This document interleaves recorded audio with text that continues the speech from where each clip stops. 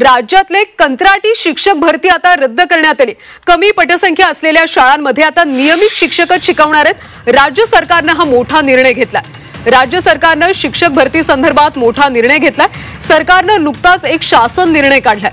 या निर्णयानुसार आता सरकारी शाळांमध्ये 10 किंवा 10 पेक्षा कमी पटसंख्या असलेल्या शाळेत डीएड बीएड धारक उमेदवारांना कंत्राटी तत्वावर नियुक्ती करण्यासंदर्भातला शासन निर्णय रद्द करण्यात आलाय। शिक्षक भरतीचा दुसरा टप्पा पूर्ण होत असल्याने नियमित शिक्षकच आता पुन्हा या शाळांना शिकवणार आहेत।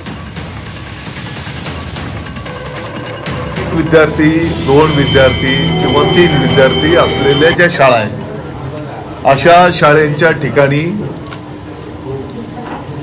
कंत्राटी पद्धतीने शिक्षकाची नेमणूक करणं असा एक शासन निर्णय होता।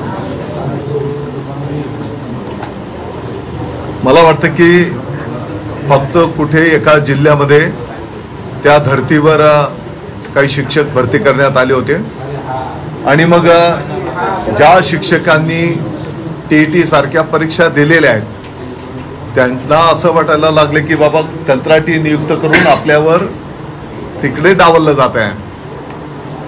तर कोणालाही डावलण्याचा काही विषय नाही।